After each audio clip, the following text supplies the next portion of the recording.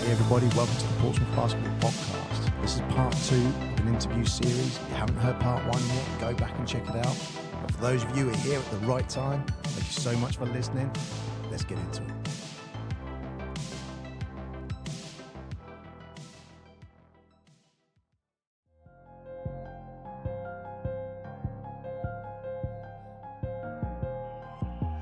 Hello, welcome back to another edition of the Portsmouth Basketball Podcast. I am Mark.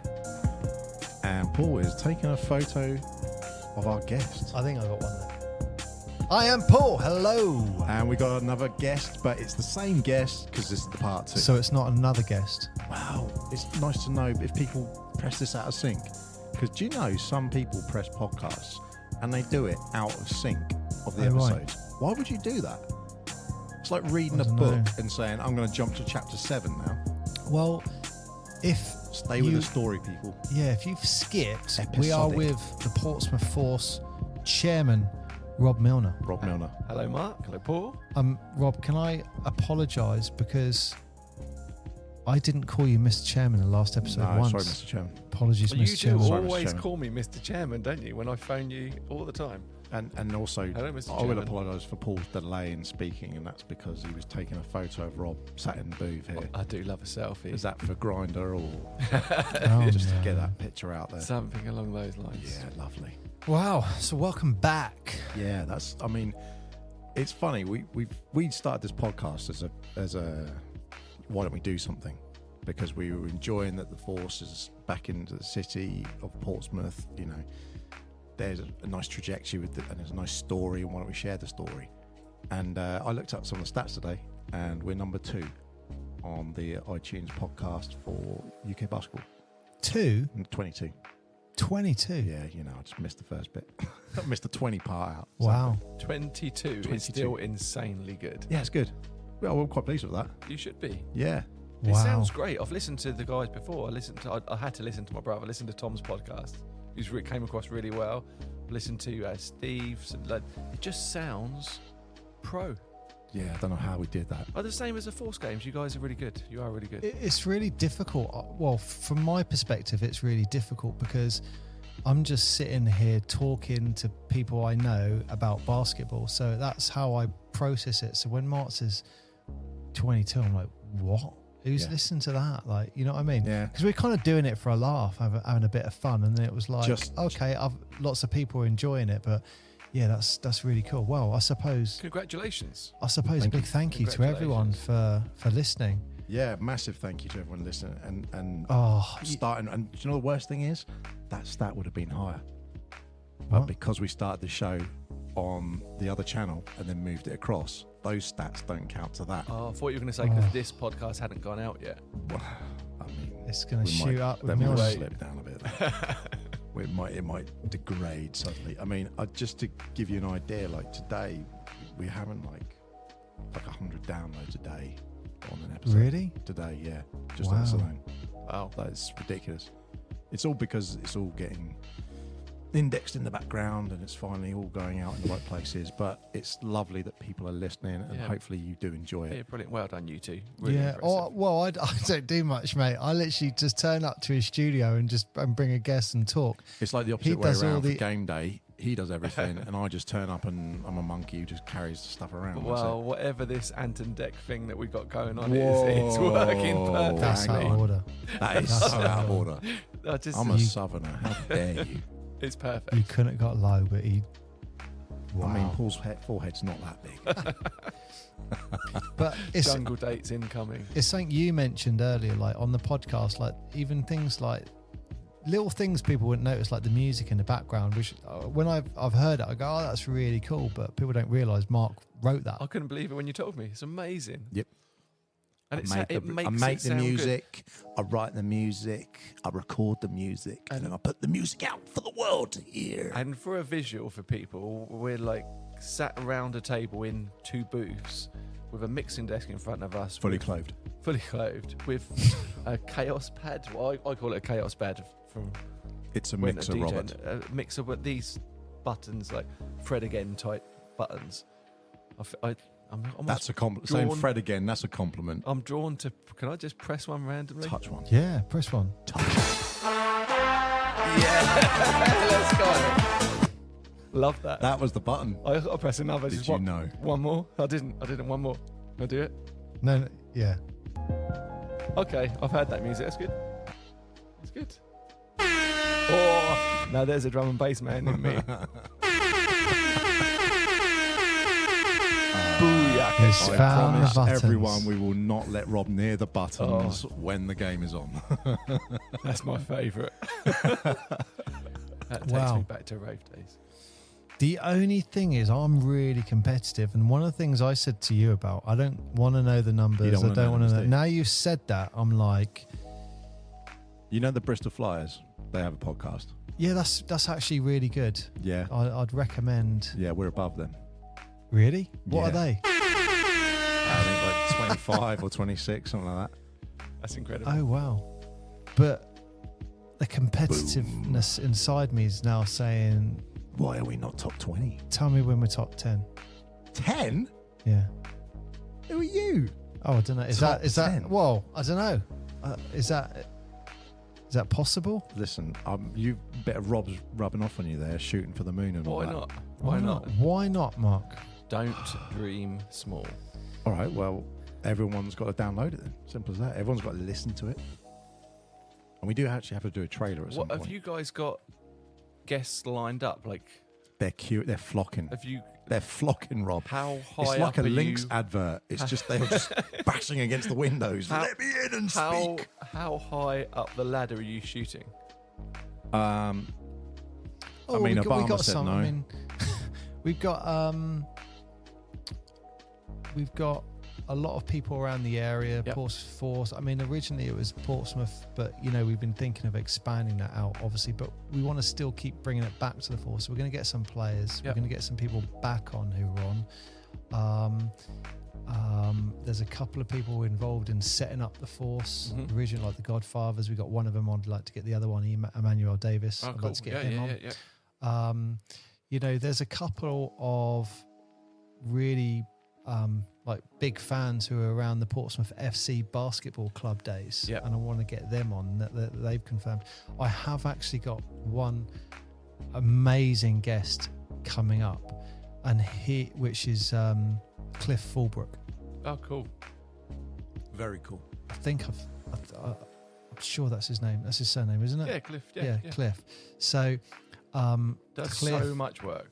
well, he was really involved in the Portsmouth FC basketball club, and he's got loads of those stories, bit like Mick, that no one's ever heard, Yep. but he knows all that Yep. stuff. So it's like, let's get him on. Let's have all those laughs, all those stories. Yeah, because I actually And then- wonder whether we mentioned in the last podcast about my introduction to basketball at 7 and 8. That was the same time. That was Portsmouth Yes. FC basketball. Yep. Now, I remember going to the games, but I don't remember, but it was all part of that. Basketball is an option. Yep. And that's the same as what we're doing now. Yeah. Basketball is an option. Yeah, that's what I was saying. So that whole, it was there. So you think, oh, that's fine. And then suddenly it just, I won't say disappeared, but over time, it got lost in that sort of maze of things. And then Yeah, and that- there wasn't the feeder. I was think a lot of people have spoke about the Saturday morning at Mountbatten, and people have talked about the curtain, and then Yep. people have talked about like Portsmouth College and Yep. da da da da da, and all the bits that go along with it. But it is, we're not echoing our own show, but having a program, having the steps, understanding here's a trajectory. If you're an under 10, an under 12, and then the under 14s, under 16s, under 18s, then you go in seniors. Yeah, you can just run through and having the same kit, Yeah. and you can see where you're going, and you say, hey, I've had the seniors, one of them's come down and coached me. Yeah. Like, it's that same thing they echoed in all the other teams and all the other BBL teams. But we would love to speak to other people, Rob. If anyone in the BBL listens, anyone in Basketball England, anyone, we'd love to talk about basketball because we love basketball. I think there are some ex-BBL players potentially on the way in the future. So Perfect, I'm not yeah. going to say any more than that because I want to get confirmation first. But, I think it is a matter of time before you have an ex-BBL player there. It won't be Allen Iverson. No. No. Shame. I don't send him Christmas cards. He got a little bit irked about that. The answer. You know Yeah. what? And I'm not Listen, sure. he used to wear the Answer sweatband. Still do. So cool. Still You do. don't still have that, do you? Yeah, I Have think you so. seen the Dude, Allen that needs to be Iverson incinerated. 30 for 30 or the documentary where Allen Iverson what he went through Yeah. and where he Yeah. came from? Yeah, That's yeah, yeah. crazy. Just like for me, if basketball players were measured like boxers, they say a pound for pound. Yeah. He was just right up there. You always have to hesitate about saying the best, but pound for pound, as a player, to be his size, Amazing player. do what he did, jump as high as he did, be as athletic as he was. Some would argue See- carried the Sixers Oh, to 100%. that final. Yeah, 100%. 100% he did. Imagine if he was on a team with a bit more of a supporting cast around him. He was Imagine if he was 6'4". yeah, just incredible player. Yeah. Absolutely incredible. There's not many players of that stature, and I hate using the word stature and height with basketball because that's what non-basketball people do, Always. and it pisses me off because it doesn't really matter. He was case in point for it. He was 6'2", 6'3", I think, which is tiny for an NBA player. Yeah. And he could put up like 70, 80 points in a night if he wanted to. Yeah, I mean his Look, crossover as well. Guards was- weren't really putting up 70, 80 points. That's a big match. When he was playing, it was dump the ball down to David Robinson and Patrick Ewing, and Yep. that sort of style of basketball coming into. So he was phenomenal. Well, his famous crossover is obviously against Jordan, isn't it? It was an ankle breaker. Yeah, but when you see him now, he's doing a load of work with the NBA about developing it and keeping it alive and going around the world and doing stuff, isn't it? Cool guy. Got Yeah. a lot of time for AI. Yeah, very cool. Lot of time Obviously, for AI. Phillies, so you're happy. That's there. my thing. That's my thing. Oh, you actually got a tattoo. Come on, what's the So, Philadelphia? let's see 'cause you were wearing the NFL team as well. Yeah.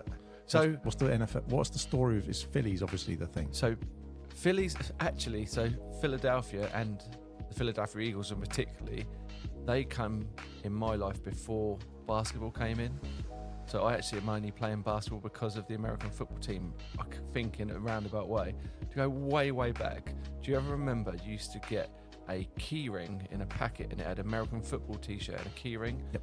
And in those key rings you Yeah. had a bubble gum, yeah? Yep. And they used to do them in, I can't remember what the shop is down North End. It's on the corner. It was Pound Stretchers for a while. It was in there. I remember buying them in there. And I used to collect these key rings. And I had 25, 30 different American football shirts and all the bubble gums. And my favourite shirt at the time was because, so going back another step, on a Sunday evening in the UK, we only had 4 channels, right? When I was growing up, remember 4 channels, 1, 2, 3, 4? Yep. And on a Sunday night, my mum and dad let me watch TV in bed. And on a Sunday evening, you could either watch, I think it was the news, the clothes show, Ski Sunday, or the NFL. Those were the options. Not close show then, no. No, can you tell? I didn't watch the clothes show. I didn't watch the clothes show. Jeff Banks. I remember my mum used to watch the clothes show. I remember that. Anyway, I used to watch the NFL. And the NFL on a Sunday night, there was a player. So more important than the team, there was a player called Randall Cunningham. And he was one of the first, real athletic, dynamic quarterbacks. So in the NFL, when a play happens, the quarterback gets a snap and gets the ball. Traditionally, 3-5 step drop back, they pass the ball. At Randall Cunningham, getting the ball passed to him, put it under his arm, take off, he'd run past 11 players and score a touchdown. So exciting. So I decided Randall Cunningham was my hero growing up. And then because I liked the bubblegum t-shirt, cardboard key rings, I like that so much, I thought that's going to be my team, the Philadelphia Eagles, because that's who Randall Cunningham plays for. And I said to my mum, I love this team so much, I'm going to paint my wall. She said, okay, so we stripped my whole wall off and I painted a huge mural of a Philadelphia Eagle, the old eagle with an American football. I painted it, 10 years old, 11, so I painted that mural on my wall and Philly became my team. Philly and Randall Cunningham led Philadelphia Eagles became my absolute passion. I love the NFL. So truth be told, I love the American football more than basketball. I love the stats. I love all that bit. I try to go to the States as much as I can to watch a game. I love it. And so this tattoo that we're going on to from Philadelphia, this is a tattoo of a play called the Philly Special. Okay. In the Super Bowl, when Philadelphia won the Super Bowl in 2018. This is a snap. I'm pointing at my arm. People that can't see that this is the snap. This is a wide receiver running here. And Nick Foles runs off this way. and he catches the ball in the end zone, which is our quarterback quarter pass in the end zone. So it's a really famous play. He'll have his own documentary somewhere. It's worth watching. It's got a statue in Philadelphia about this play that's the drawing for. Wow. And from a basketball coach's perspective, we all know that at some point there is this period in a year around the Super Bowl final where Rob just disappeared. Is it 2 weeks or something like that? Rob just disappears. You're like, Super Bowl. it's gone. Yeah, it's always around my birthday time. I love it. It's so. I mean, to be fair, from a basketball coaching point of view, it's the X's and O's. That is what the NFL is all about. It's two teams setting up their X's and O's to have a chess match. The offense is scripted what they're going to do. The defense is scripted to react to how they think the offense is going to play. And it's a battle of two minds, and it's those numbers and stats and plays which intrigues me. But yeah, so I loved NFL, but there was even less option to play American football when I was younger than basketball. Yeah. And I guess it leads into American culture, which Americana, which you're talking about. So I loved that, and that developed into a love of hip hop and like the whole American experience. Wow. And that then went to DJ. But you stayed Philly and went, I'm going to... Well, I had this tattoo at 10 years old. No, that was it. No, So you stayed Philly, Sixers, that was it? Yeah. And then you had the Iverson era. Yeah, obviously I'm a football fan as well. I was a Pompey season ticket holder. So you support your hometown. Someone has to be. And I kind of went, you have to, if I pick a team, that's my team. Yep. I had a real soft spot for Larry Johnson and the Charlotte Hornets way back as well. Oh, okay. That was kind of my, do you know when you're young and you can have a second team? Do you remember Larry that? Johnson, yeah. That was Larry Johnson, Alonzo Mourning, Muggsy Bogues. Yeah. Did all he those have a guys. Converse shoe? Yeah, Grandmama. Yeah, sure, yeah. Grandmama. Yeah. And then he went to the Knicks, and people remember him as a Knick, and I'm like, No. Larry Johnson is a Charlotte Hornet. He's a Charlotte Hornet. 100% With Charlotte probably Hornet. The most famous, Like shell suit kind of colours and Yeah, jacket you and could get in the 90s. That turquoise. I don't know if you remember that team that was really good, which was Muggsy Bogues, Larry Johnson, Alonzo Mourning, Yep. had Dale Curry. He was playing sixth man for that team, and he'd just come off the bench and just rain freeze. Yep. And like, imagine if you were watching that back in the 90s, or it was 91 or something, looking back going, Dale Curry, okay, I wonder what's going to happen. What's his story? What's his story? Going to give birth to like the greatest shooter the NBA's Of all time. ever yeah. seen. Yeah. And Steph Curry is just changing the way the game's played. And his brother. Our Force games are now played in a different way because of that family. Yeah. Yeah, although I did say on the thing with Ryan, Mark hates three. when Steph came out, everyone started jacking threes up, and it just got a bit silly. It was like with the rugby, when we did rugby when we were at school, if you kicked that ball, you'd get your butt kicked. There was that you didn't kick the ball. And then in 2003, Wilkinson kicks it, and then suddenly every team for the next 10 years was kicking the ball, and then the scores went down, and no one was going for the try, everyone was going for the cheap. And it felt like that, where everyone was suddenly like, I can get 2 steps in from the logo and just put up probably quite an ugly looking shot as well, because from what you were saying about when you go to a game, the experience is that it's end to end and there's something going on, not someone's taking a ball, taking 2 steps and kicking it, and that's it, goes in. I think where the frustration comes in with the 3-point shooters is when you get forwards and centres jacking up threes and you've got to the point where you've literally passed the halfway line. I think that's where a lot of people's frustration might come from. I know personally when I'm playing, I haven't even got to the halfway line and someone's 1-on-3 and they've jacked a 3 up near the logo, and you're just like, what are you doing? Yeah. Like, It's frustrating. we haven't even got out of the half, and you've jacked something these up, plays and it's a brick or an air ball, and you think, well, that's a waste. You know, when you play. have a designed play in any sport, but particularly in basketball, there's a lot of like motion offenses that are run around, and they're engineering to try and get an open look, right? So Mick was all about trying to get the ball under the basket, wasn't it? Like, just engineering people to get open. Yep. Now, with the plays that are happening now, particularly in the NBA, it's like a 2, maybe 3 pass move to get that open look free. It happens so quickly. And the amount of people who do I'm driving in and then just dishing to the side, and it's like I could have gone for that too. But a good thing now is that the new NBA has discovered the corner position, which now more players are exploiting the corners on a basketball court than ever before. Yeah. I'll tell you what, I'm going to throw something new for both of you here. Talking about Steph Curry and the 3-point shot. Ray Allen. Is he a better shooter than Steph Curry? No. I take out stats. Yeah, no, I actually don't. I just love Ray Allen's shot. Yeah, I think if you look of it, it just looks a lot. I think the better. shooters are just getting better now than they were historically. All of them, Ray Allen, Reggie Miller, all the traditional great shooters. I just think players are better conditioned, better athletes, better muscle memory. But they'd outperform these guys. I love Ray. Yeah, I love the Sonic. look of his shot. He's a Sonic. I love the look of his shot. Smooth. For me, I think Ray Allen has the perfect looking shot. The jump, top of the jump, it just looks the best from my perspective. The thing he doesn't have, which someone like Steph does, is the speed. A bit more size as well, Ray Allen. Yeah, he's a big dude. Yeah. And wasn't he Jesus Shuttlesworth as well? He was when he was in that film. Above the rim. Was it above the rim? I don't know. One of those? He was in some film. Yeah. Yeah, up there. He's a great player, and he's an ex-Sonic, so I've got to love him. Is that your team? I think, yeah. Is that because of bubblegum and You know what? because No, close. Was it Golden Grahams or something like that? Right, cool, yeah. And they did a whole thing, and it was linked in with the Channel 4 show that they were doing at the time. Yeah. And I quite liked the Pistons because his brother had the Pistons everywhere on his wall. That's the bad boys. Yeah, didn't John Sally come to Mountbatten Centre? Yeah.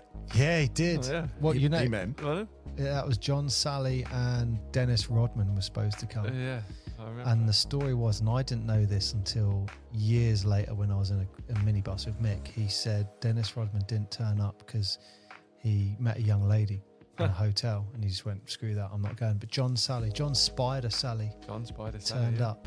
And he just put a show on for the kids, didn't he? I remember. Can you remember he got Jason Colgan out from the crowd? Yeah. And he had like 50 quid and we were all looking like £50. Like, I don't know what that would be nowadays. Couple of Grand, mate, would it? Like, this is about £50. 140, something like that, probably. Like in 90, this was 90. We're gonna. So this was the house price index. And Oh see. God, no! This was 89, 90. He came down. So, but yeah, I remember he got the money out and he played. He wasn't even trying, and he was killing him, wasn't he? Have you seen the YouTube video or the bit about John Scalabrine, the bench super role player for the Boston Celtics? Scalabrini. And he put a video out, or a challenge out, to say that he is closer to LeBron James in terms of talent than any non-professional basketball player is, and he invited them down.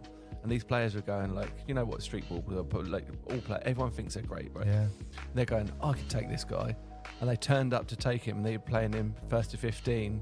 1-on-1. I think one of them scored 1 point.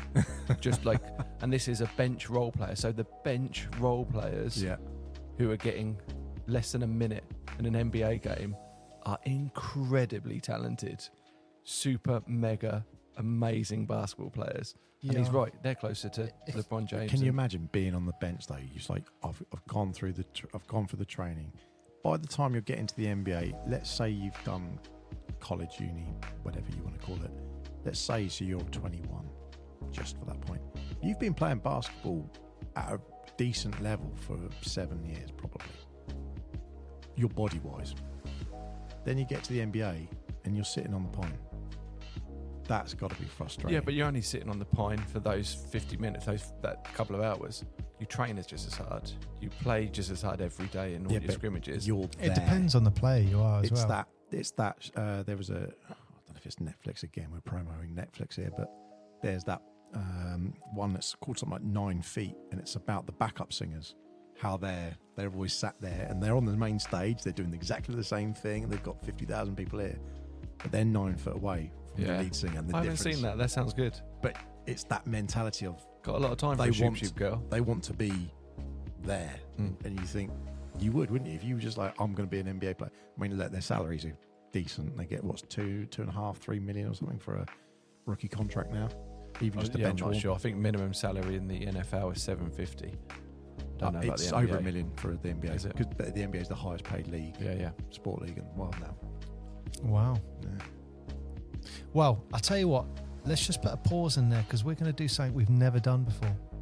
And some people may say we're selling out, Mark, but Okay.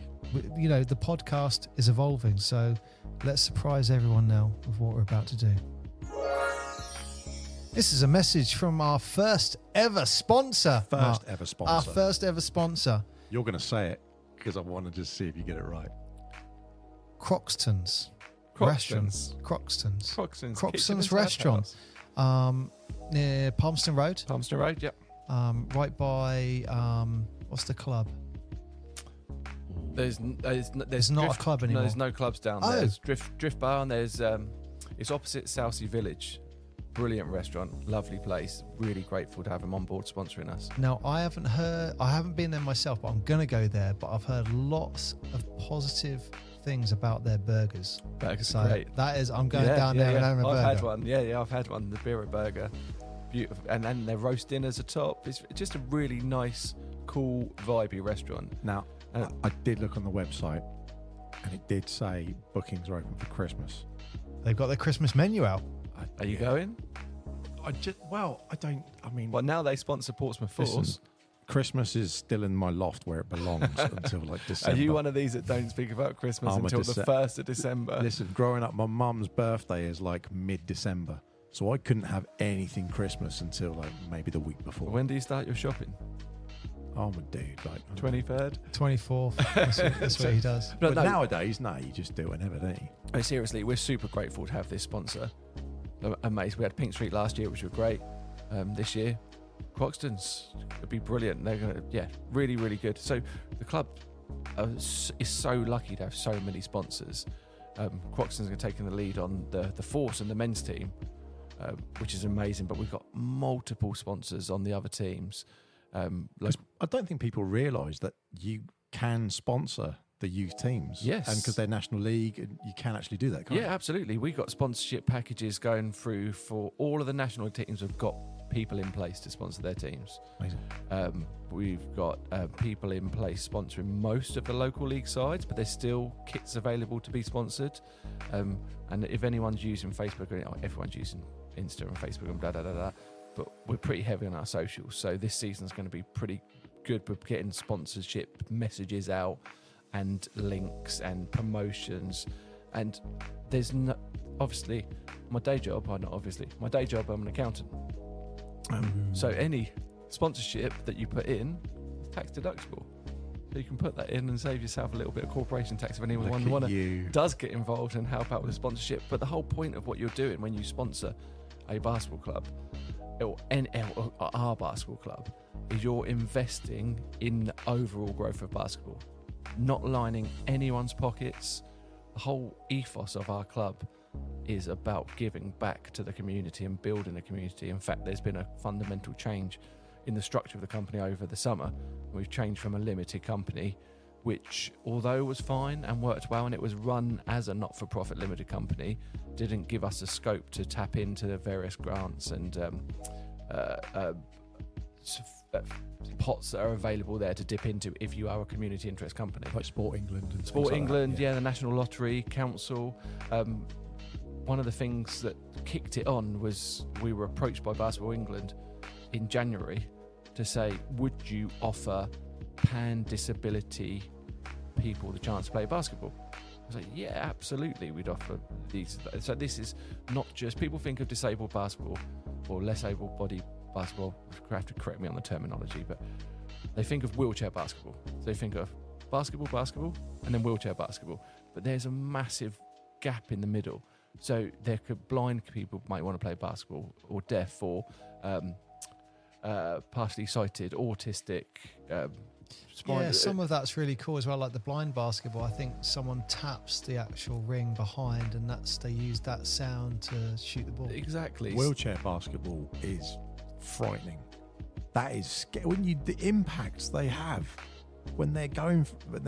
I don't know how they do it. They It's play just incredible. But it's no different. They're just playing sport. Oh, it's unbelievable. They're so they good. Go for it. They go for it like we do when we're playing. Yep. But the point is that When we're playing. well, I'm actually playing again this year. Listen, We shouldn't have shown him where the buttons He's are. chomping at the bit every time someone mentions something. He's like, "I'll suit up." You're playing. You're going to come play some games for us. Well, yeah, I can't. I'm available if you need me. I'm not begging. It's number one. Fury is first. Yeah. Sorry, number one. Division 1 Fury is first. You playing for them? Yeah, but we're all at the same club, so you can play down as long as I'm not nominated 5 or 7, whatever it is. Yeah, which I'm sure I'm not. Anyway, yeah, we're playing. I'm playing again. But If you run on the court, I'm totally getting on that mic. I'm saying your name. oh, not at Force. He's not Force. talking Force I'm not games. talking Force. This is This local is league. This the is coaches. local. I am well past being able to play on a Saturday evening in front of that crowd for that team, because that's a good team. Yeah. Daniel's put together a great team. This is local league, akin to Sunday League football. Rediscovering your youth. A load of old, slightly overweight coaches running up and down, trying to compete with young, athletic good dudes. But it will be played in the right way, have some fun, and hopefully go to the pub afterwards. Or go to Croxton's afterwards. Well, there you go. On that note, That's the way to do it. everyone listening, let's give a shout out to Croxton's restaurant in Palmerston Road, our first Portsmouth Basketball podcast sponsor. That's great. That was a great little segment, wasn't it? That's good. So if you want us to talk about you, then get in touch. What is it, Mark? UK Basketball Podcast. I don't know why I can't remember that. gmail.com. It's pretty straightforward. We're in the UK and it's a basketball podcast. Yeah. So you know what I did? I thought of a funny story that you guys would like, and this goes back to Highbury College. I'm not going to tell you who the referee is because it will embarrass that person. But when the Fury were playing at Highbury College, there was Portsmouth Fury were taking on, I think it was Bournemouth Bears. Bournemouth were on a fast break. Yeah. The referee was running with the play. The Bournemouth player threw it really fast, so hard that the Bournemouth player couldn't get it, and it smacked the referee in the face, and they went down like that. Ouch. Which, look, when people fall over in a game, it's quite funny. Even if it's the referee, that person wasn't hurt, and everyone had a laugh, but that referee did not like being laughed at, and it was like technical foul. And then there was a guy, he won't mind me mentioning his name, a guy called Ian McAvoy and Simon Chalicon, which we all call Chalky. Yep. They were laughing their heads off in hysterics, and the ref went, technical foul, you're out of it. Technical foul, you're out of it. And they was like, we're not playing. We're spectators. They were like, I don't care, you're out of it. And they were like, all right, it was worth it. Wow. Anyway, that I wrote a note about that to tell you when you were talking about Highbury College. Oh, shout out to Mac as well. I don't want to say I don't want to say the ref's name, but that referee is still reffing and is very high up now. I can understand the frustration. No one likes being laughed at. But that was funny. Wow. Listen, But nowadays just he's quickly- thinking, thank God it wasn't the era of social media, because that'd be out there, wouldn't it? Thank goodness. That's one of the ones that would be on YouTube forever. Ref getting a ball straight in the blooper. face. A blooper. But on that sponsorship thing, there is still sponsorship packages available at the club as well. We've got a guy called Chris West, who's worth mentioning, who's in the progression of the club. What's happened is we've ended up with a load of coaches and coaches coaching basketball, right? Because they know basketball, they're coaching, they're helping the kids, and that's brilliant. And there's been a few people, and Chris was one of them, and I mentioned on the previous podcast, Ross Needham's another one, and Soraya Humby, which is Jeff's wife, and a few different people, Laura, which is Andy Lamberth's wife. They just mentioned, well, how can I help? How can I do something? I don't play or do basketball, but I'd love to help. Just be involved. Be involved. Yep. So Chris West we had a chat, and he's become super integral to the club and helping generate fundraising days, helping to generate sponsorship packages, helping to find a way to bring the community into the basketball club and entice people to become part of our basketball family, regardless of whether you can shoot a three-pointer or dribble a basketball or not.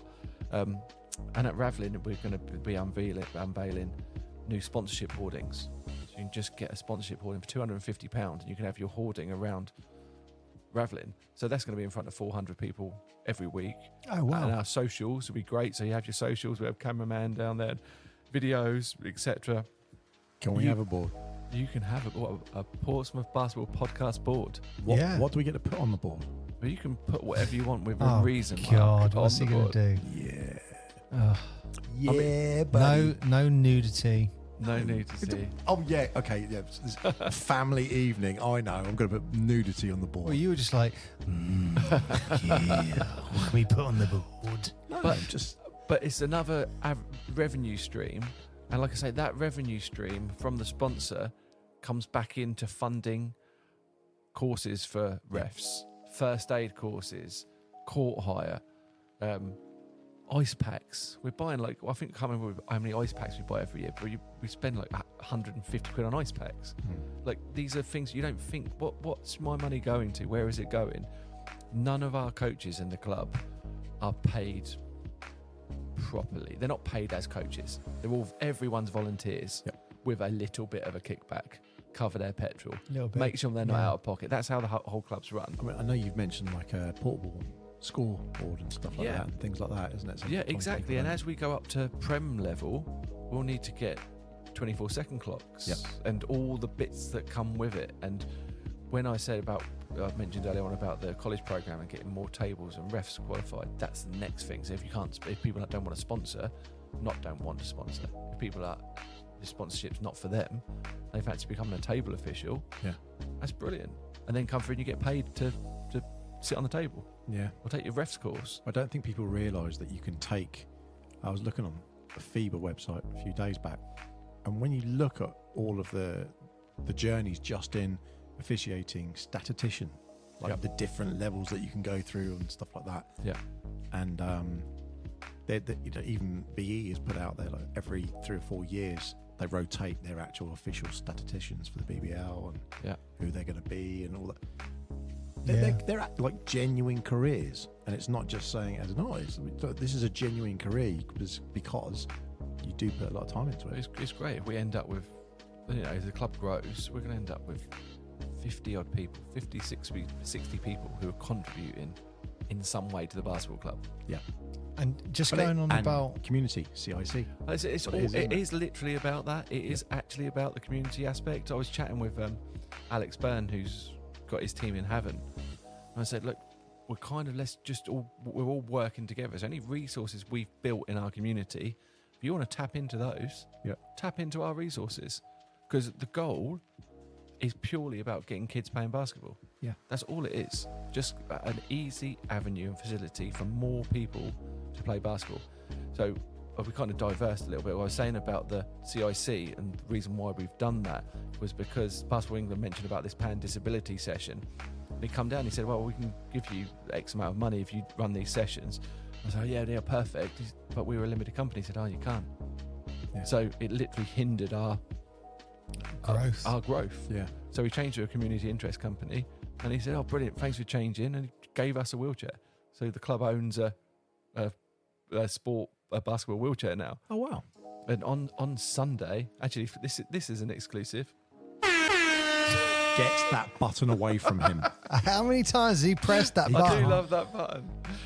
We've got a wheelchair basketball coach, Lila, who's coming to coach our kids on Sunday at the Fun and Fundamental session. Oh, really? So she'll be there with Stevie, Stevie's coaching the under 6s and under 8s with Malachi. Brilliant coaches, really engaging with the kids. They don't actually know this yet, to be fair. I'll have to tell them. But they'll have Lila come in a wheelchair to help coach the kids. And that's brilliant to get the kids to see that basketball just happens no matter what. Do you know what I want to see? I want to see an organisation chart, and that sounds really silly, but that's me in my good old-fashioned corporate world. But I don't think people realise the expanse, the stretch of it, and this is how many people are involved. These are all the things, because if you come to a game, and obviously I hope everyone who listens comes to a game, there's so much more that goes on to just getting that to that point. And not only all the players there, but all of the junior players there, all the coaches, the staff, the administration, everything yourself. That's my biggest hurdle at the moment. Yep. Is juggling how to get everyone involved. Well, Paul said it earlier, a couple of podcasts ago, about it being like the iceberg. Everyone sees that top bit, but it's all going on. Yeah, they underneath. see the game, and they don't see all the hard work that the players put in, that you put in, the setting up 3 hours there before. How many training sessions they do, how many meetings you have to go to, all the organisation between. Can we get it there? Even the refs, their time, and there's so many little hours. Yeah, countless hours, and that it's hard to because people. And everyone has a job. Everyone has a job, this. And what we're finding, or what I'm finding particularly, is because time is so precious, there's so many things to do, that it's people who are actual go-getters and coming on and doing things are the ones that are really, really helping. Because everyone says, I can do that. What do I have to do? They kind of, if I have to tell you what to do, I totally get it. You don't know what to do without being told what to do. Yep. I haven't got the time to do that. It just needs to grow organically. Whereas some people come along and go, right, well, I'm going to do this. Is that all right, Rob? I'm like, yeah. I suppose a really good example is the entertainment side of things. Well, exactly. Yep. I think you were talking about, was it like a court manager or an announcer? Oh yeah, I'll do that. I'm up for that. And then it just every week. And I was like, Rob, can we just get bigger speakers? You're right. Yeah. And then it just turned into what it did. Rob, how do you feel if I do this? Like, if he'd have turned up with a harmonica and one of those drums on his back. But a harmonica and Paul playing as a one-man band would be more entertaining than nothing at all. That would be. I'd pay to see that. Do the next game. And now you got mascot. How do you feel about the mascot? Blue. Blue. I love Blue. It's amazing. Yeah, he's great. The interaction. So there's two aspects to it. You have kids that come to a basketball game that don't have that attention span to really concentrate on the game. So a mascot is perfect for them. It gives them a little distraction. Blue's out for 10 minutes. Looks great. It's brilliant. The second thing that's good about it is that merchandising and prestige and avenue for the basketball club is incredible. People will associate Blue with the club before long, and the basketball club with Blue. And then if we could have little teddies, or if we could have like meet and greets with the mascot, and just that prestige, like only a club of a certain stature would have a mascot. Yeah. Right? It's a good mascot as well. A good mascot. And it was walking Blue around for the first time, just, it was because he needs a bit of help. Blue, and, the Force Fox. The Force Fox. Almost a little too popular. Well, it brings its own logistics, doesn't it? Yeah, and that's what we worked out first game. It's like, wow, he needs like, I don't know if we want the Force Minder or whatever it is. Like, he needs security, because I was trying to help him, and it just wanted lots of photos, which is great, but it's like, well, he can't move. He just needs someone to organise the people to come forward and stuff like that. But it's all nice problems to have. Absolutely. If we build up to like firing him out a cannon or doing backflip dunks and stuff, I'm sure Blue will be up I for would that. love to have the springboard dunk, skateboard, springboard. The reality. Don't worry about using the mascot. Any of us would be like, I could do that. I could dunk off a springboard. 100% do that. I could I can give it a try. Half-time show, coach's trampoline session.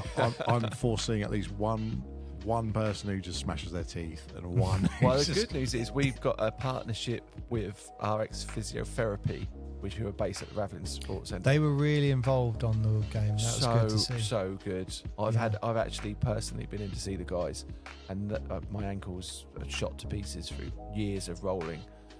And the guys took Cam, particularly Dan's brilliant, but Cam analysed my ankles and had a look and was like, look, did you know you've got 9 centimetres less movement in your right ankle to your left? I was like, have I? How would you prove that? And he did an exercise and showed me. It's not until a physio actually goes and goes, looks here where you are. So now I know what the problem is. I can try and fix it a little bit. But we've got those guys there available now at Ravelin. They're there every game day. If any player breaks a leg or breaks an arm, or a coach does a trampoline challenge and breaks his teeth on the ring, then But you know what those guys there will be able to help out. And also, they are willing to help any player connected to the club with a discount on the physio. Oh, that's great. So if any club player listening, if you've got an injury and you need it sorted, get in touch with the guys at RX Physiotherapy, and they will talk to the coach. And talk to the coach, and they'll link you with them, and you get a discount on your physiotherapy. And not only is it a discount, it's good. You'll not go. Love the NHS, no problem with the NHS, but you're going to get a run-of-the-mill physio. You go to a sports physiotherapist with a sporting injury. Well, especially if someone is working with the basketball team, they're seeing basketball injuries as well. And what I really liked about those guys is in the game, they were very involved. Like the physio she was right under the ring, analysing, going, right, okay, and giving advice in real time as they're warming up for a game. I thought that was great. Yeah, really good. They've ruined it for me though. Sport physio ruined spas for me, because you go to sport physio and it's painful, right? And they don't mess around, do they? They're sport like massage, you mean? Yeah, if you're like, I've got to get this needs to be worked out. That they're not going to mess around. No. Then if you ever went to a spa and someone's like, I'm going to do a little massage, you think, okay. And then I'll just sit there glaring at the person like, I don't know what you're doing, but I do not like this at all. Because that you need to be like manhandled, don't you? When they're like trying to get, especially with basketball, sometimes you just pull something and think that this is going to hurt. Sorting that out. Yeah, there's no way around it. It's just great to be able to talk about all these things. So just in these past couple of hours, we talked about the Force game and the stadium or the arena. You've got the physios, we've got the mascot, we've got the music, sponsors. It's amazing. Thank you. How many spaces are left, by the way? We have 4 teams still available. 3 or 4 teams, because I think someone's signing up for the one that's available. And who do they get in contact with? If they contact the basketball club through go for Portsmouth Basketball at mail.com. Okay. And that will come through, and I'll pick that up personally and send it out to wow, there you go. The other one is chris.portsmouthforce@gmail.com. Yep. And we'll pick it up. There's multiple ways to get in contact. All the usual outlets, or Facebook or Insta. We'll find a way to get in contact. Or you come in contact with us, and we'll get you talking about the sponsorship.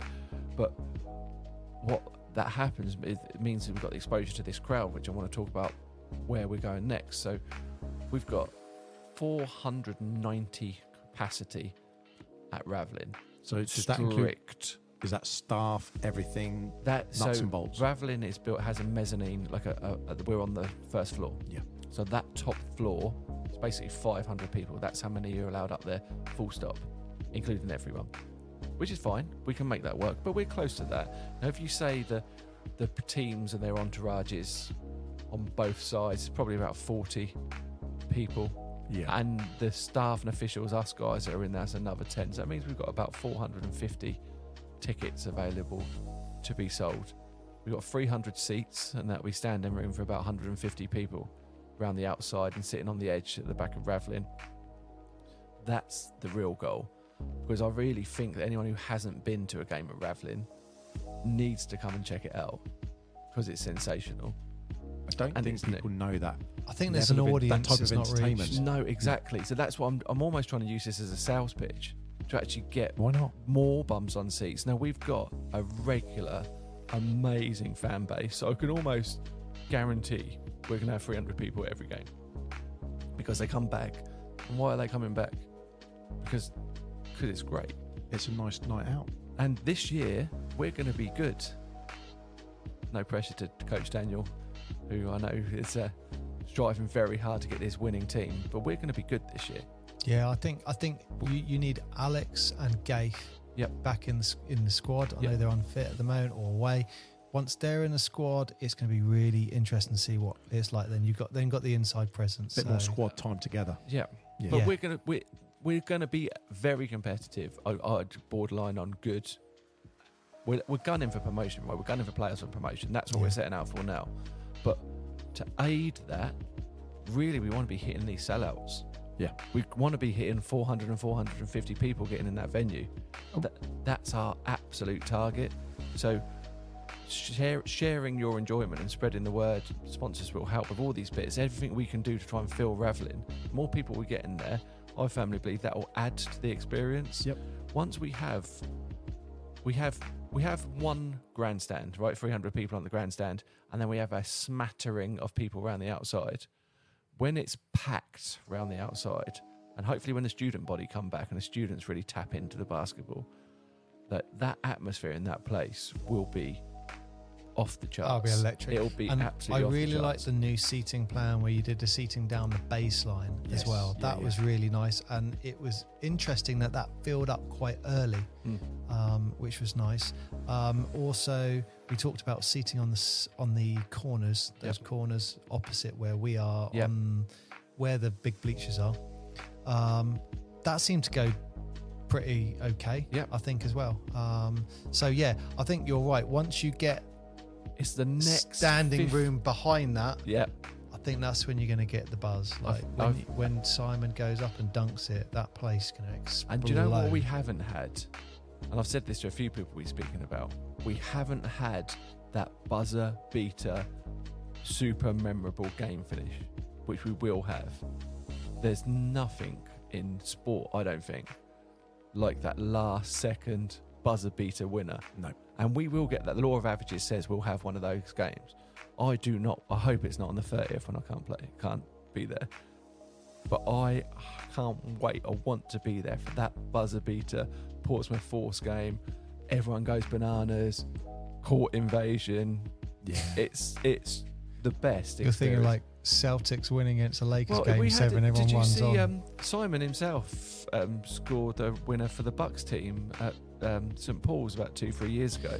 Yeah, I saw the video. It went yeah, nuts, wasn't A it? buzzer beater, I think that was in a cup semi-final. It was in a relatively big game, but it doesn't matter if it's a buzzer beater because the tension builds. So that's what I'm waiting for. So I'm just hopeful, confident that we're going to get to that 450 people very, very, very quickly. What would promotion mean for the club and all the programs that surround it? It ticks all the extra boxes. So the more people that know about it, the easier it is to get sponsorship. The Yeah. more sponsorship you get, the more coaching courses and ref courses and more facilities you can put on. And also it just means that you're winning your goal of making basketball more popular and accessible. Because if they can't play in a perfect world, I guess, all of our sessions are full.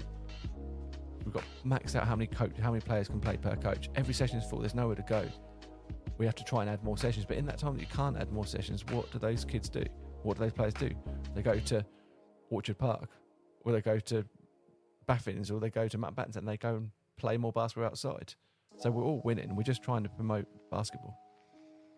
Yeah, that's amazing. I mean, I guess going up in the league itself, you get to play against tougher opponents as well, which for anyone playing in any sport, that's the challenge, isn't it? I want to be better. I want to play the best. And rolling back to our youths and having that curtain, when you were good enough or old enough, you got to go the other side of the curtain. And then it was like, okay, now you're back to bottom again. But there's the challenge. Yeah. You got to rise up to it. And that's part of that thing in all sports, isn't it? Sort of, you're never perpetually at the top. It's always a fluid movement. Absolutely. And I think I'll go back to something I said. I've said it a few times on a couple of podcasts. It's like every game there's a layer added.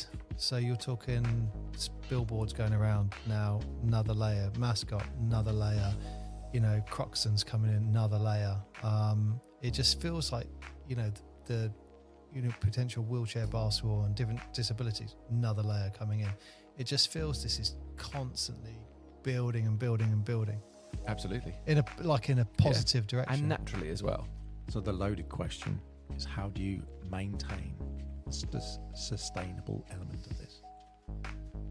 With great difficulty. Yeah, that's what you do, basically. Kind of, yeah. And what I've been doing over the last Spinning the probably plates. 3-4 years, yeah. And my wife, who's brilliantly supportive of all of this stuff and all my projects and things I get involved with, I've been stepping back from different aspects to be able to pick up and drive other aspects. So I was coaching on a Sunday morning the little kids. I've recently had to step back from that so I can spend my time trying to drive the promotional side and the game day side and the registration side, trying to drive this hybrid deal. You step back from different things to be able to get it to work. But I do believe that at a point in the future, the processes will just work, and we'll have a National League boss who will lead all the National League programs and they'll cover that section. A local league person who will lead the local league and just cover that section.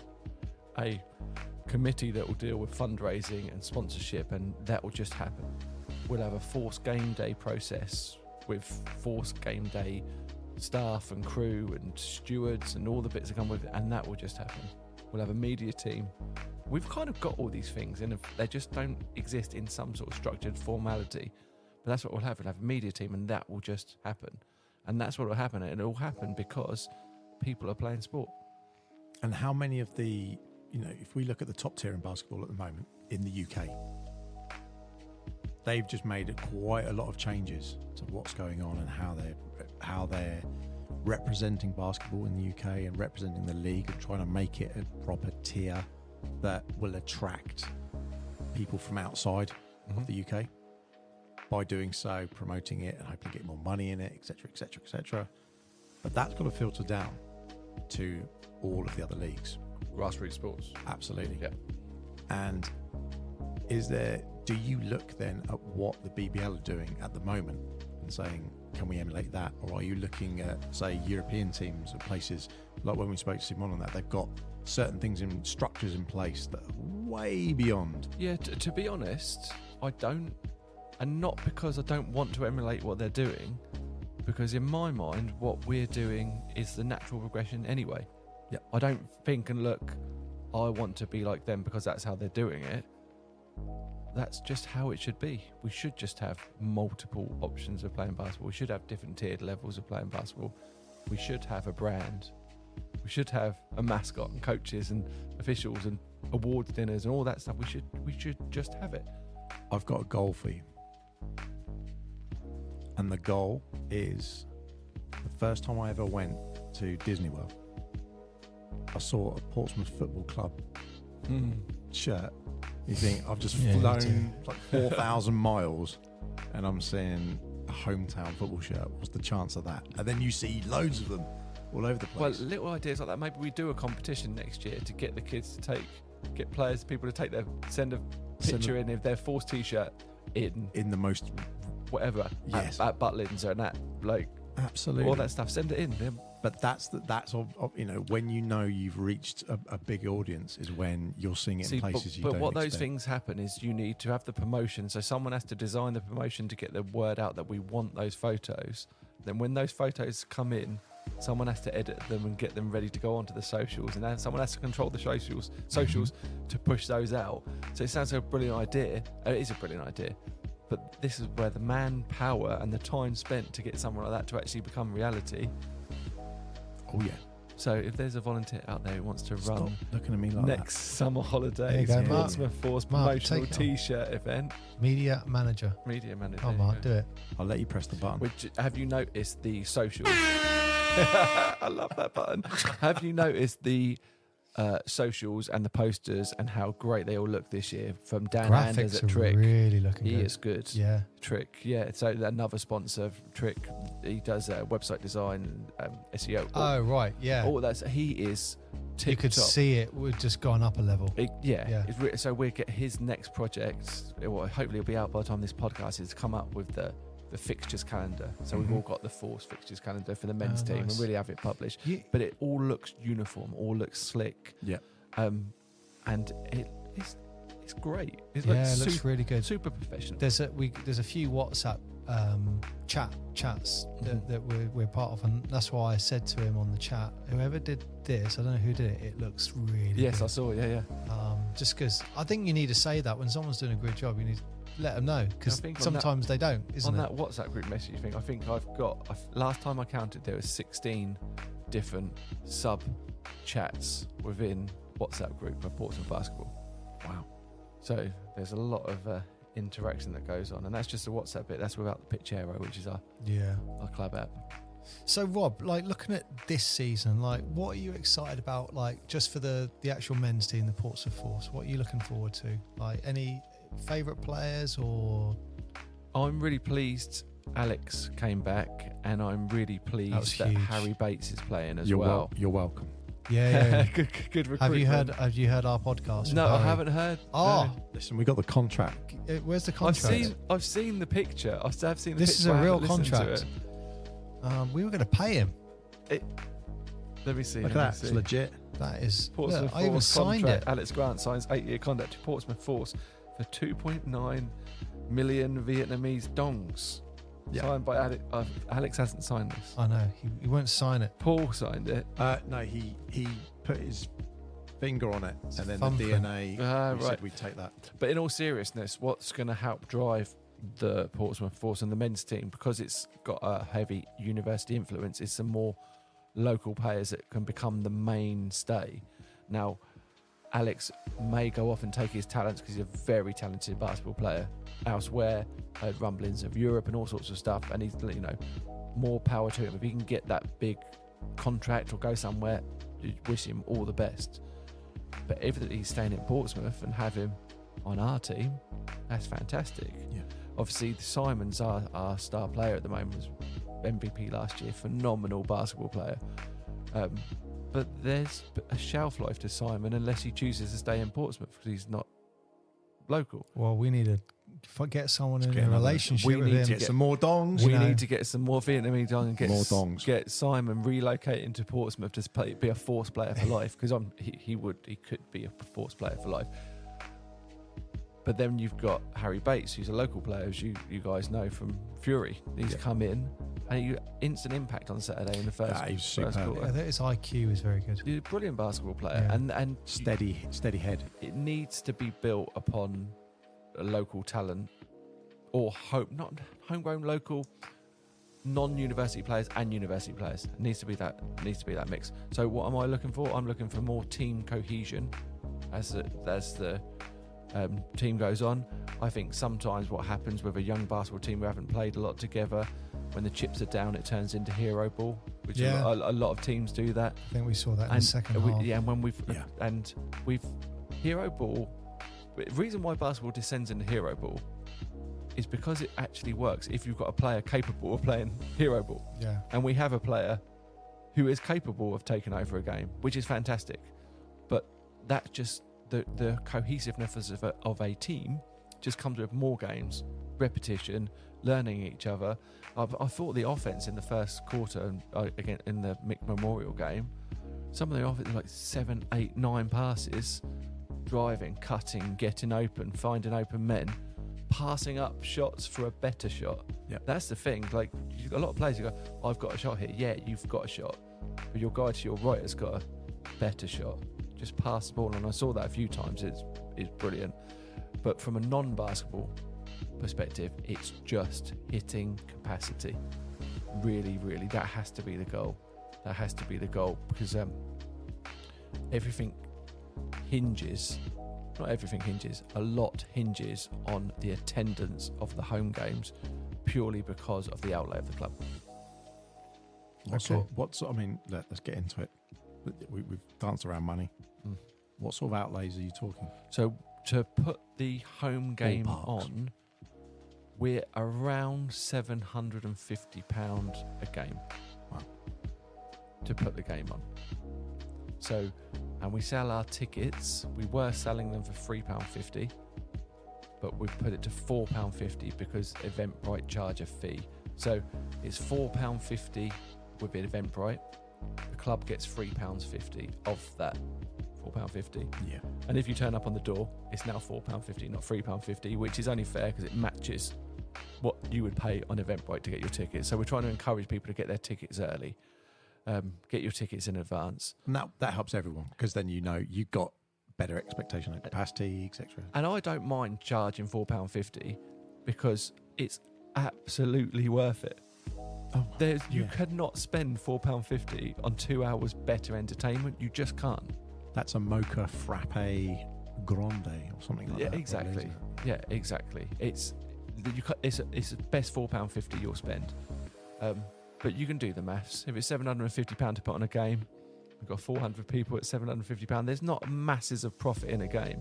We have a half-attended game, you might be losing money. And what happens is, as professional as our players look and act and are treated, they're not professional players. We don't pay our players. I'd love to. I'd love to become a professional club or a semi-pro club at some point, but we're not.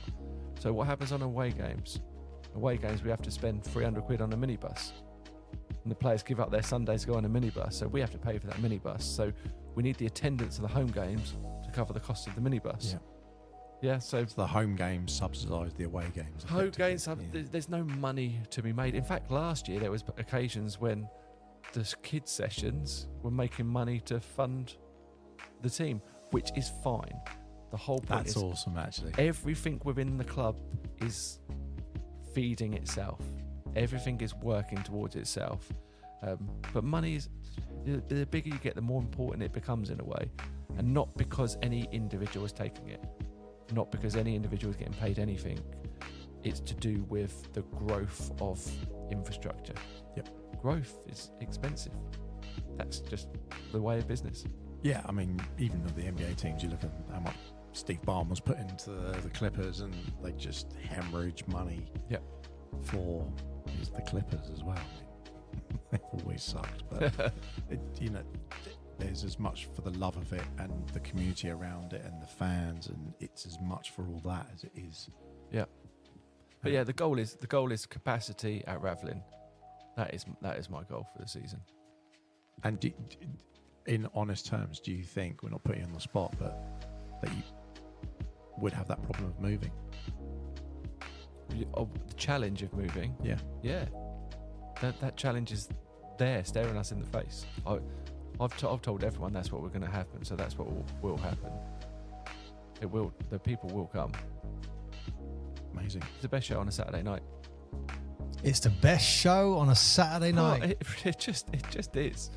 Like, there's if you like sport and you want to. Oh, I've got a friend, Steve, who I've played golf with. Shout out to Steve, the golfer. Has Steve got a better handicap than you? He's not playing much anymore, but probably because I'm not playing the best at the moment. But we won't talk about my golf What's your handicap, Rob? too much. 28. Yeah, wait. But Steve is a football fan and a golfer, not a basketball fan.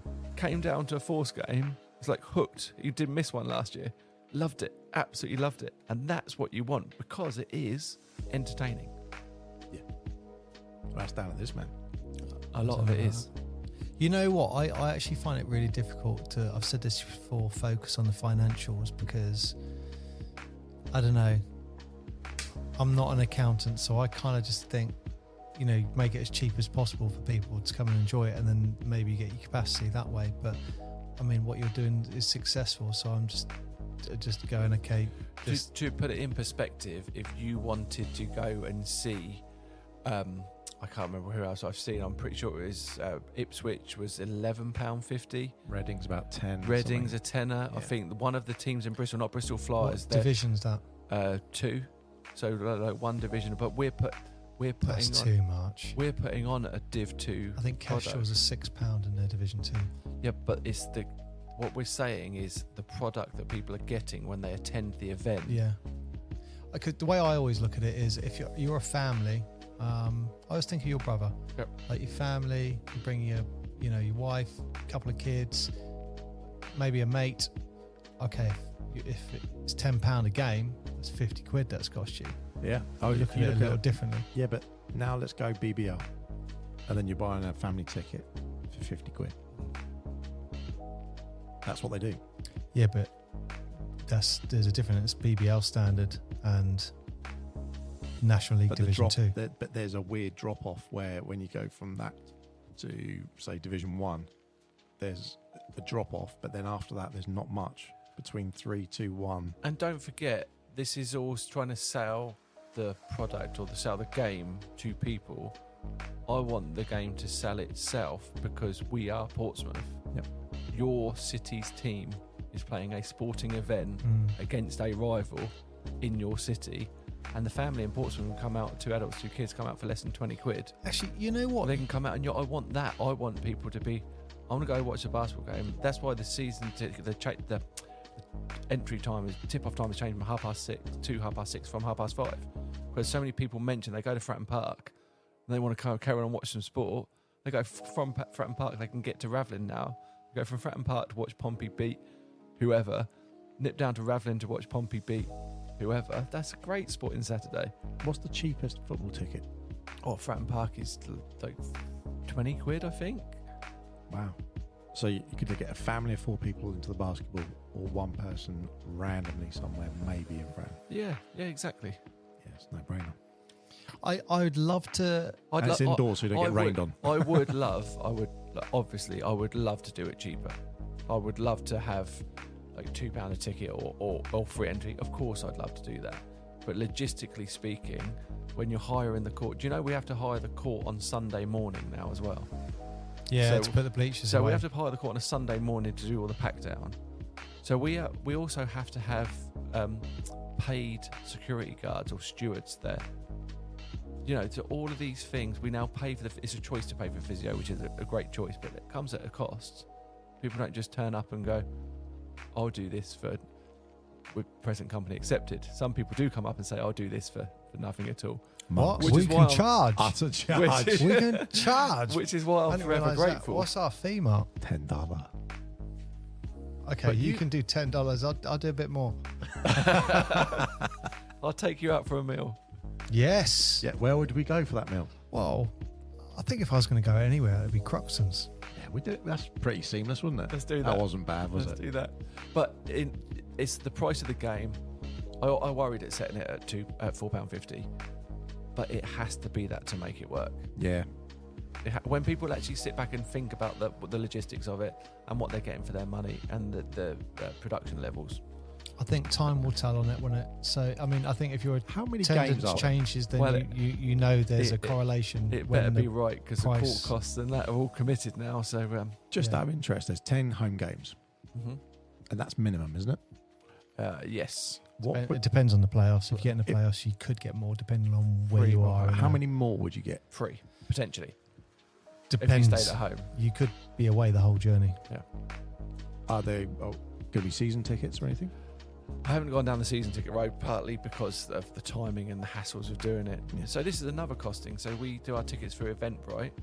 Because we're now getting more than 250 people turn up, Eventbrite are now charging us £40 an event. They wanted to charge me £129 a month. So it's another cost that has to be passed on. So just to have ticketing, and there's no way we have to know the tickets beforehand. Yeah, for fire and safety and We everything. can't just do it Yeah, without no. ticketing. And So there's- I explored multiple other online ticketing options, and there just isn't an affordable option out there. And we're set up with Eventbrite, and it works. But it now comes so Eventbrite at every game make £1 per ticket Yeah. plus 40 quid. So Eventbrite are making £300 off of every Force game. Yeah. It's utterly bonkers, but you're stuck against a Well, once you get to those, we've mentioned Bristol Flyers quite a lot. They're, I won't say not a good blueprint, but I think they're a very good blueprint. because we were talking about this off air, because they are so aligned to the football team, and they actually have the hello, Mr. Eisner.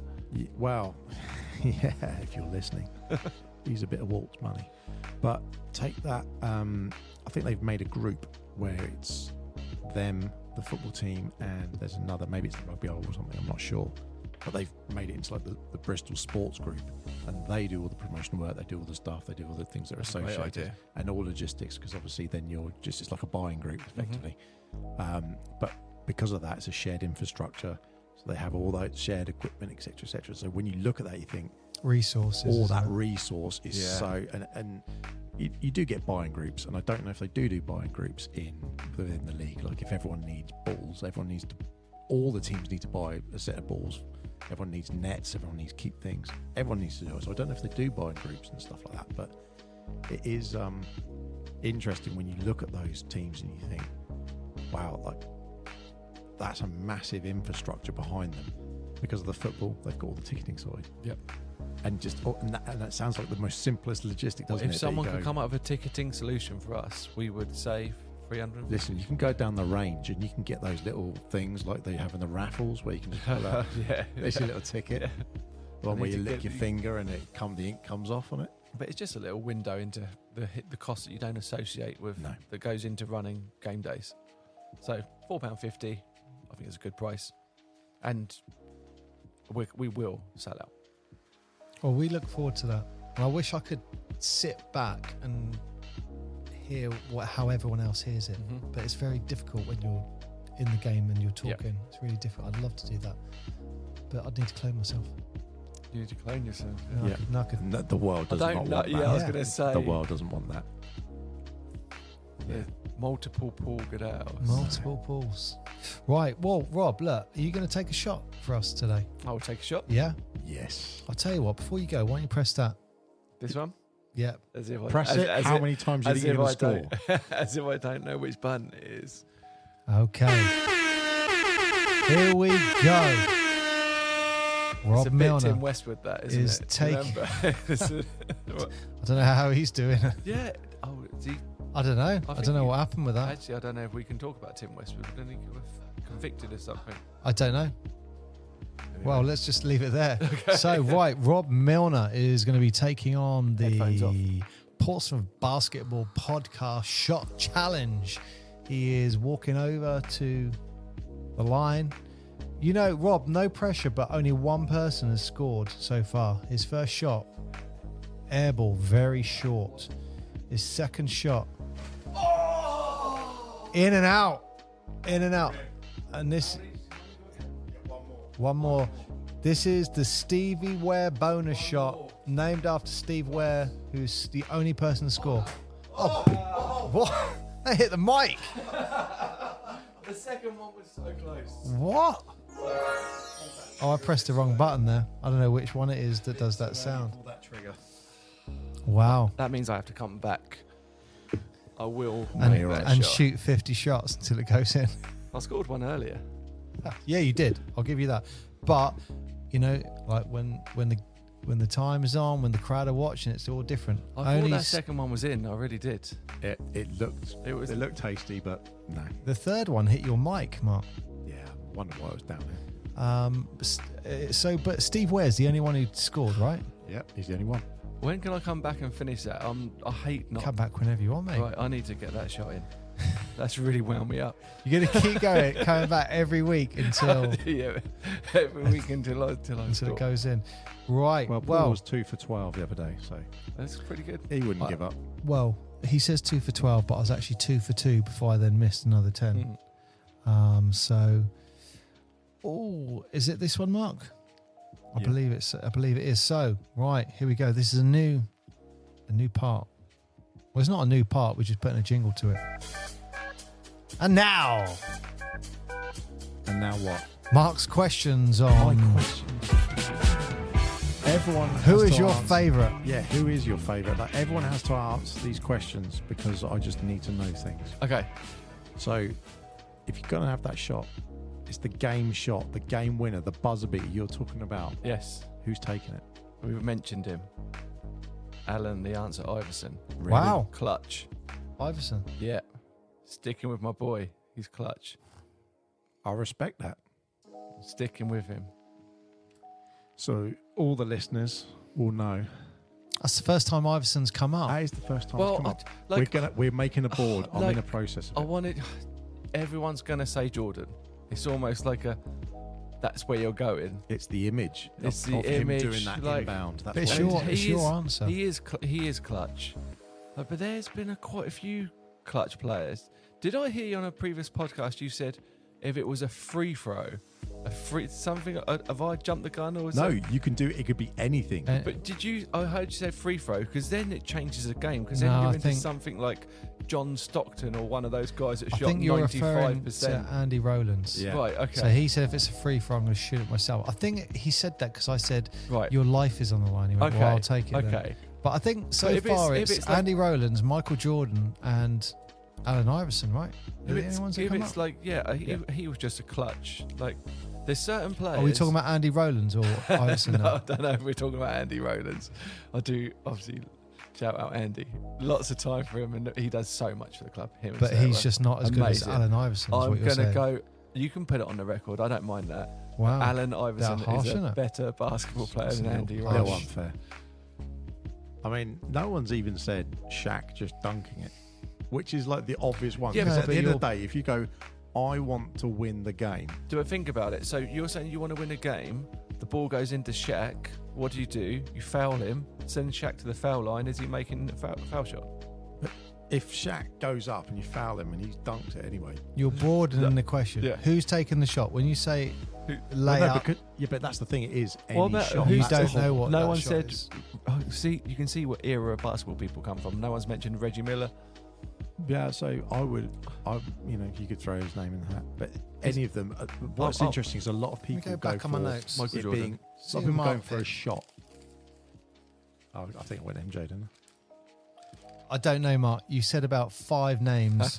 I'm going Allen I? Iverson. Morris Cheeks. You were doing give me a sales am. pitch. I'm getting the ball into his hands and making him do his thing.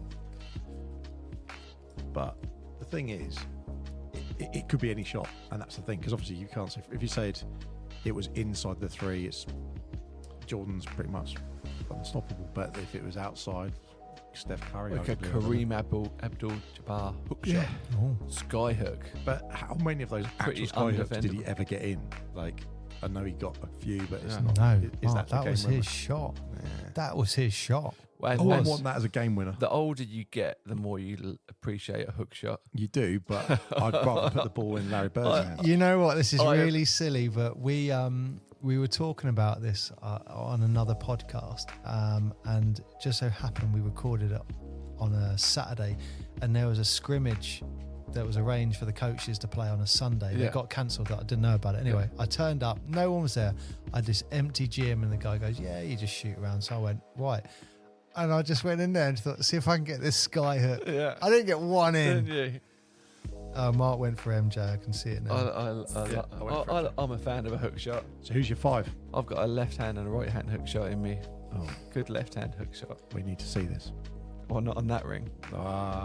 Maybe that's what can't you start were, where you were throwing going things in. wrong. But yeah, exactly. Most of it's just shot at 3. Right. So who's your 5? Who's your 5? Because so this 5 doesn't have to be NBA or any players. No. So I'm It gonna can go it can be local. off- It can on be the go, people you know, people you're I'm sat gonna next to. build my 5 a bit off the wall, Yes. a little bit of everything. Go. We've had an off the wall one which hasn't come out yet, so we're not going Okay. to spoil it. But that was really good. One, So wasn't I it? am Yeah. I am having Allen Iverson because I have to have Allen Iverson. We've mentioned him. You can Come on, Al. feel it. He's in. There's a Baby. pattern. Baby my, Allen. my second player is going to be a kid called Josh Ford.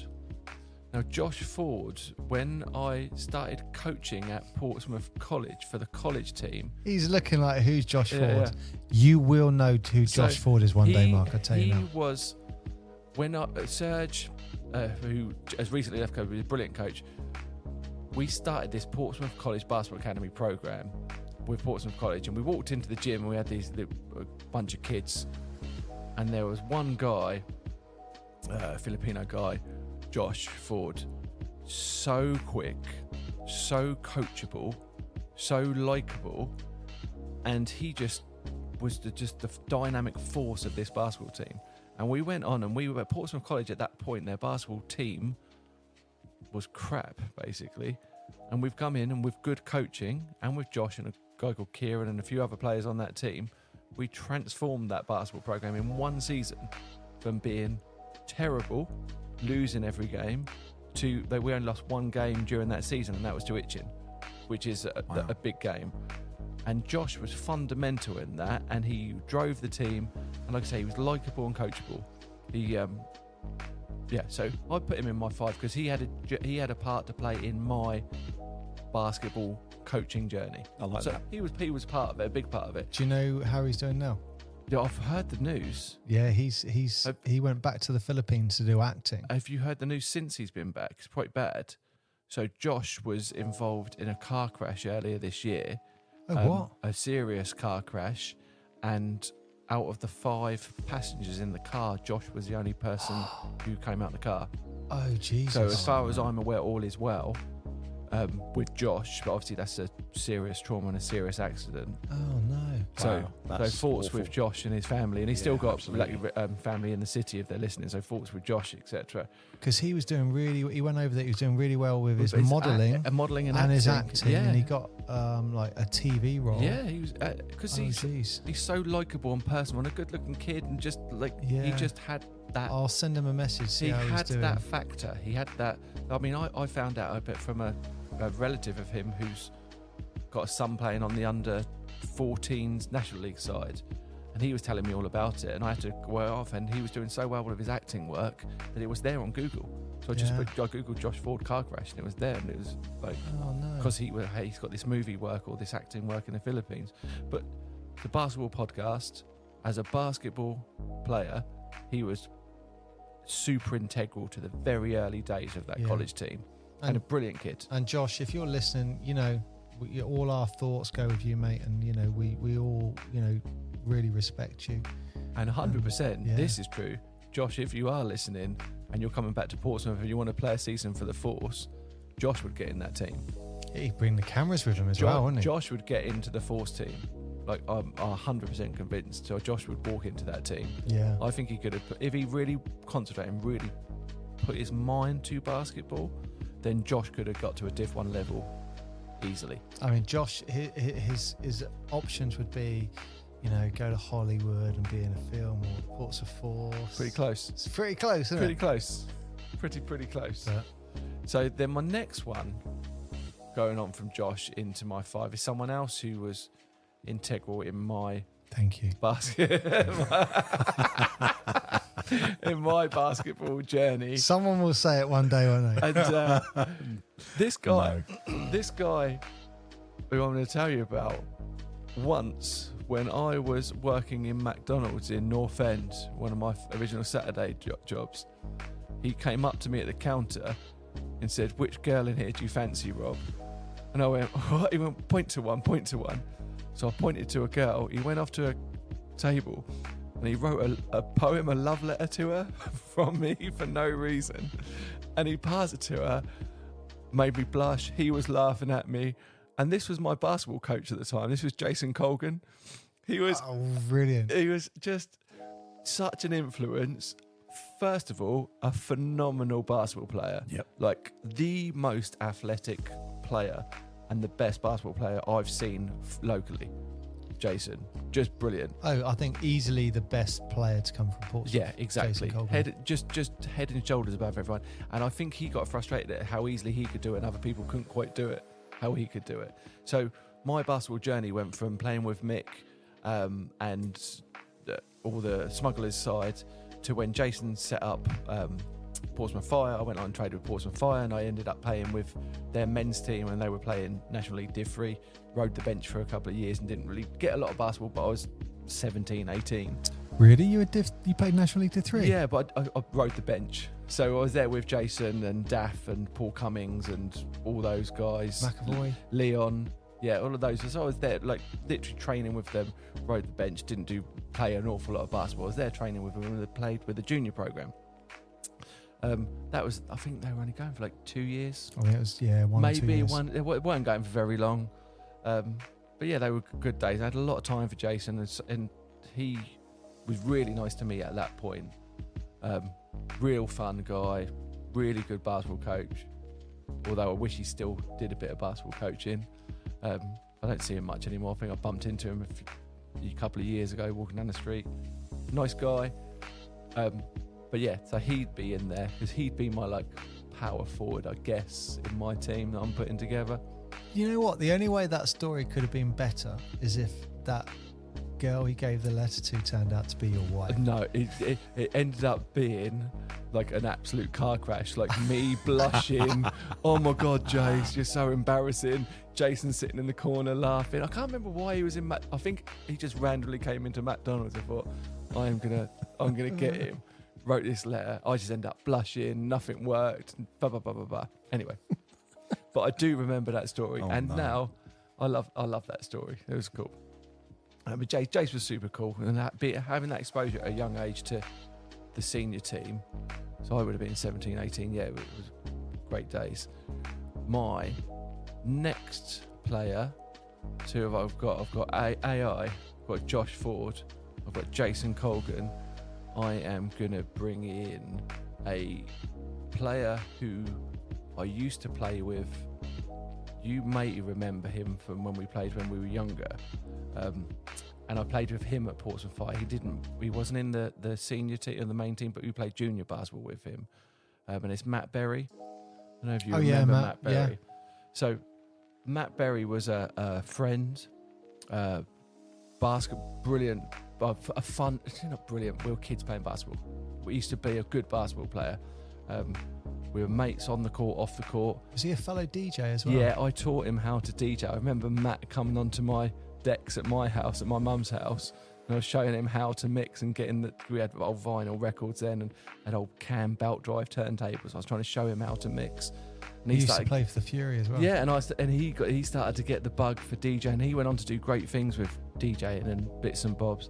But Matt had his demons, and Matt's not with us anymore. So it'd be nice to have Matt in my 5. Yeah. And I know without a shadow of a doubt, Matt would be here on this podcast at some point, because if Matt hadn't, if Matt was still with us, he would be a coach at the club. There's no part of me that doesn't think he wouldn't be coaching one of the team. He'd be somewhere. He'd be a coach. He'd be helping the kids. He'd be doing all that stuff, because that's what he was. That's the person he was. And when we went off, because I went off on my DJing journey and he went off on his DJing journey, and then we always used to come back to basketball weirdly at the same time. Like, I haven't played for years, Matt. Do you want to play? Oh yeah, go on then. We just turn up and we'd play. And you probably remember actually, I used to pop back to basketball for like 3 or 4 months and then disappear for 3 years. Then pop back to basketball, play for a little bit and think, oh no, but then there's this hiatus of like life, music and life and business and da da da da da. And Matt did the same with his music and disappearing in and out of basketball. And until when you get older, you're like, should I go back? I need to lose a few pounds. Let's go play basketball again. But Matt's sadly no longer with us. But he would 100% be in my 5, my dream 5. My last one is an NBA player, an NBA superstar legend. And I'm trying. I want to build it just 5 players that I want on my basketball team, but this is going to be a small ball team, because Jason's going to be my power forward and I'm going to play Magic Johnson way out of position. So Magic Johnson's going to be my 5. Wow. Because I was kind of anti in the 90s. And I remember going to France on a school trip, and Michael Jordan used to piss me off so much. Like, I don't want to like the Bulls because they win everything. I always want to back the underdog. I'm a Pompey fan. It's the underdog. Yeah, we're used to that. Like, we're the underdogs, right? Philadelphia Eagles, the underdogs as well. Like, we're underdogs. Magic Johnson, not an underdog, but he wasn't Jordan. And that series of Lakers versus Bulls is like, for me in my head, the golden era of basketball. That series, Magic versus Michael, and the way that Magic Johnson played his basketball, being a big point guard, which is unheard of, really, isn't it? And floor generally, and being able to actually take over a basketball game with something other than freak athleticism, because he wasn't a big jumper dunker. He was the Luka before Luka, super high IQ guy. He could see, some of the passes, when you can see a guy out the back of your head and you hit them, that's my favourite thing about basketball. Like, I would prefer to see a highlight reel of Magic Johnson passes and Jason Williams passes and all these guys that could really pass and feed someone than a highlight reel of dunks. There's just something special about these guys that can find the open man so easily. So I'm putting Magic in. Is my small ball centre. Wasn't that this? I think that was the first series of the Jordan era. So that was 92. So that was his first championship. Yeah. I want to say the Bulls won that. It was either a sweep or it was 4-1. Yeah, I think so. I think the Lakers may have got the first. It was either 4-1 or 4-0. Yeah, I mean, Magic was kind of... He got injured. Magic was heading away, wasn't he? Or slightly fading. Muscle? What's this one? Hamstring. I think he did that in game 3. I think game 3 or 4, he did his hamstring. See, that was it. He was out. I could sit down and say that I wanted to have Steph Curry and LeBron and Kobe and like whatever. I never want to be a Homer. It's more Bill personal to you, Russell, isn't it? or like all these players you could have. But if I could have my dream 5, let's have those. Allen Iverson at point guard, Josh Ford just taking off and running all the fast breaks. Jason Colgan and Matt Berry playing the 2 forward positions. I'm sure Matt would have a spot up corner 3 in his game by now. He's probably up there somewhere shooting spot up corner 3s. I'm sure he's got that. Jason's my physical freak, dunking the ball all over the place. And Magic Johnson is just captain. Who's just warming the pine? Running the show. Who is? Can I? Am I allowed to? Yeah, of course you can. You're fucking right. Of course you can. I love it. Mate, I love that. Yeah. That's good. That is the second self-nomination. I want to play in that team. As Mr. Chairman, surely he gets to coach this question as well. Who gets to coach them? Who gets to coach them? Who gets to coach him? I see. I'm going to stick. Am I going to stick? Paul is available. I am available. Will it make you happy? No. No, you pick whoever you want to pick. I'm going to give credit where it's due, and let's get our coach Daniel in. I knew as soon as you said coach, I knew he was going to say Let's get him Dan. in. Why not? You've got to support your own. Daniel is leading the charge with this Portsmouth Force team. Daniel Fatimade. That is who I want coaching my team. Daniel's got to deal with Rob Milner moaning on the bench for time. Magic. I've got a feeling Daniel would give me some minutes as well. He'd be sending Allen Iverson to the bench. Wow. Josh can play point and hang on. I'll go. You're coming in for Allen Iverson. Yeah. Bold. Why not? Bold. Do you know there what? You go. But yeah, Daniel. The only other person I was thinking of was Serge Bojev, who's someone else who's been integral with the club. And he's gone now. He's off with Teesside Lions. And Serge, like, under no. There's no other way to put it than Serge. His grabbing the club by the balls as a basketball person and going, no, this is not how we're doing it, was a real eye opener. Yeah. He was so strong in, I want to do basketball this way, and it kind of worked. Yeah, what I really liked about coaching, because I did quite a bit of coaching with Serge, what I liked about his style, there was no BS. No way. There was no BS. If he thought something and there was no filter, if he thought something, he just blah. And it may be the wrong thing to say, but it was like, that was, I thought, one of his strengths, that he just, there's no filter, he just told you as it was. In a way, he reminded me a bit of Mick. Yeah. And a bit like, well, that's wrong. Well, look, what? And sometimes it would be said in a shocking way. Yeah, yeah. And you'd go, I had occasions as a chairman of parents contacting me to say, have you got your coach has made my child cry? And I'm like, oh, really? So I had to feed back to Serge and say, what did Serge say? So I said, well, he was, I think Serge would say along, well, he wasn't doing what I told him to. And yeah. and Serge was right. He wasn't wrong. He's the loss to the club. But it's Teesside's game, and we'll see Serge again. But it's good. I think it's good for his career. So he's become, I think, head of the men's program there, isn't he? So, I think it's good for his career. People evolve and people progress, and I think that's a great move for him. So maybe Serge can be assistant coach to Daniel. Wow. But as coach Serge, that's the first assistant coach we've had. Mr. Chairman pulling in the extra card. Serge. Look at him. Yeah. He's got one up the sleeve. Who's the chairman? Who's the GM going to be for that team then? Who's the GM? I know the GM's going to be. You'd have to Google him to look it up. It's going to be Sam Hinkie. Sam Hinkie? Yep. Sam Hinkie. Something Philadelphia. What? So if I said the word trust the process. Yeah. So that's Sam Hinkie. Sam Hinkie. To be fair, he got sacked, and the current GM or the current powers that be in Philadelphia ballsed it up by getting rid of Sam Hinkie. But he started it and he should have been left to finish the job. And if he had have done, we would have been NBA champions. There you go. There you go.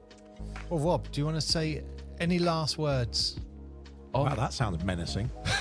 Rob, do you have any last words? Do you have any last words? As Paul points a gun into my forehead.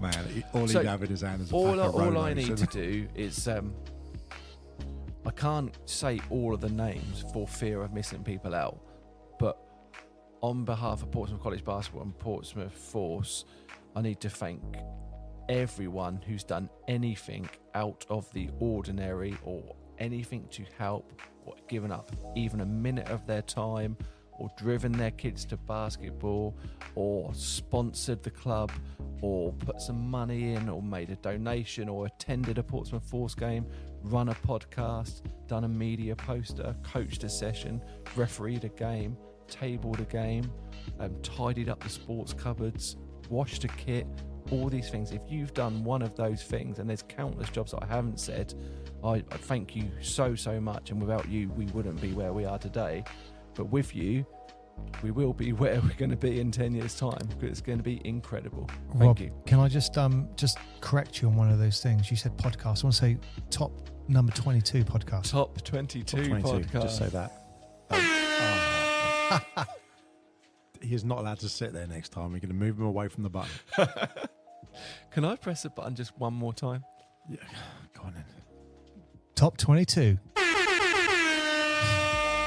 Thank you guys, thank you very much. Maybe we should have a list of who's pressed the buttons the most time, but we know who the top Well, person is it's going to the be. top person, top one. There he is. Maybe actually we should end the season with an award for awards. Yeah, That's what we should do. most buttons pressed. Most shocking thing, most buttons pressed. Yeah, we best could- story, stuff Yeah, like that. That'd that's be it. great. Write that down. We're putting that in there. But on that with the thank yous, Rob. We want to say thank you to all the effort that you put in, Yeah. because we're fans of basketball, and this is Portsmouth Basketball Podcast. But obviously, we talk about NBA and FIBA and all sorts of stuff. But this is our hometown, and it's lovely with our history that we've had to see. Not only is it still going, but it's progressing, and we see what maybe the other people don't see, the feet of the duck paddling underneath the water, so to speak. And it's you guys do so much just to enable people a chance to play top tier basketball, quite Thank frankly, you. and put on a good show. So that's I love seeing it, and it's nice that it's back in the city. Thank you so much. Mark, we can do better than that. Can we? Do better than that. Come on. Round of applause, Rob Milner. Mr. Chairman.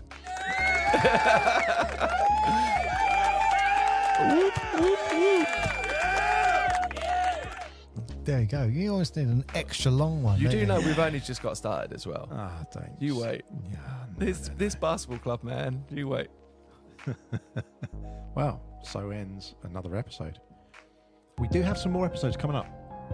Thank you for having me on, guys. I appreciate that. Oh, yeah. Welcome, Joel. Oh, you still welcome. here? I thought you'd gone. He's definitely not gone. But no, Paul, how many others have we got lined up? I don't think we can count, can we? There's loads of people coming. Any teasers? The big one will come up is Cliff Fulbrook. He's going to be talking about the Portsmouth FC Basketball Club. Well, keep a listen out for that. And if you haven't listened to any of the others in the past, go back and take a listen. We're on the Portsmouth Basketball Podcast, available on all streaming platforms. If you have listened, get other people to listen, share and like it. Get down to a game whenever we're playing in the Portsmouth Force at Ravlin. But until next time, thank you very much for listening, wherever you are and whatever you're doing. Thank you, Mark. See you at Ravlin. Bye for now.